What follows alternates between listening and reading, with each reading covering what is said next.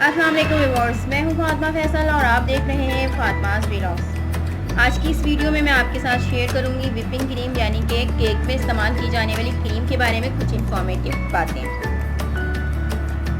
आमतौर पे घरों में जो ख़वातीन बेकिंग की ख्वाहिश रखती हैं, बेक करती हैं, पर क्रीम उन्हें नहीं पता होता है, नहीं मालूम होता है कि कौन सी क्रीम इसमें इस्तेमाल होती है। वो आम क्रीम ऑल पर हो या मिल्क पैक हो या कोई भी आम क्रीम का इस्तेमाल कर लेती हैं या किसी भी कंपनी की। लेकिन आम क्रीम अगर आप केक में इस्तेमाल करेंगे तो वो मज़ा, वो टेस्ट नहीं आता जो आप ख़ास विपिंग क्रीम जो इसके लिए बनाई गई है वो इस्तेमाल करेंगे। तो मैं आपको यहाँ पर इंफॉर्मेशन यही देना चाह रही हूँ कि आप जो है हमेशा केक के लिए विपिंग क्रीम लें।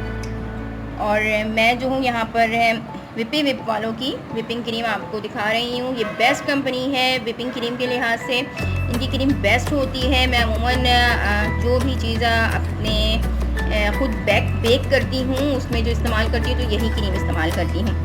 और इसकी जो 500 ग्राम में ये मौजूद है, तो ये जो है 3 से 4 पाउंड केक के लिए काफ़ी है।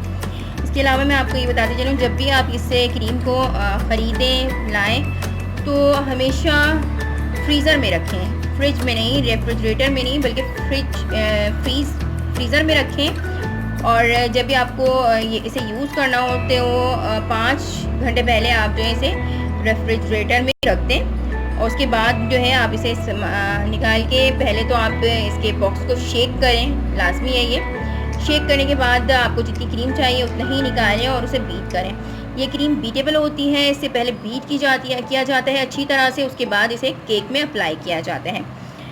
और अगर आपको ये आमतौर पर बेकरीज़ में अवेलेबल होती हैं, मिल जाती हैं, लेकिन अगर आपको बेकरीज़ में ना मिले ये तो आप इसे ऑनलाइन भी मंगवा सकते हैं। विप वालों के पेज जो हैं फेसबुक पे भी मौजूद है। इसके अलावा आप नेट पे सर्च करें, गूगल पे सर्च करें तो ये सामने आ जाता है इनका।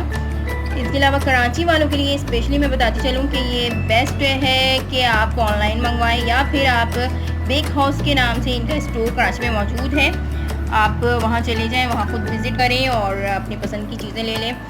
ये क्रीम जो है बहुत ही ख़ास है क्योंकि ये वनीला फ्लेवर में मौजूद है, तो और इसमें शुगर मौजूद है, ऑलरेडी मौजूद है। बच्चे इसे बहुत पसंद करते हैं।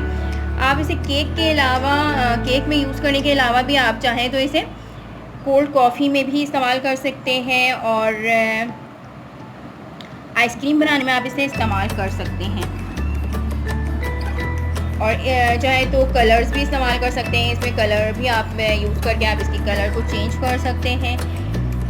मैं जो हूँ इसके साथ ही आपसे लूँगी इजाज़त, आपसे फिर मिलूँगी किसी और वीडियो में, किसी और व्लॉग में, किसी और रेसिपी के साथ या किसी और इंफॉर्मेटिव वीडियो के साथ। जब तक के लिए मुझे दीजिए इजाज़त। अल्लाह हाफ़िज़।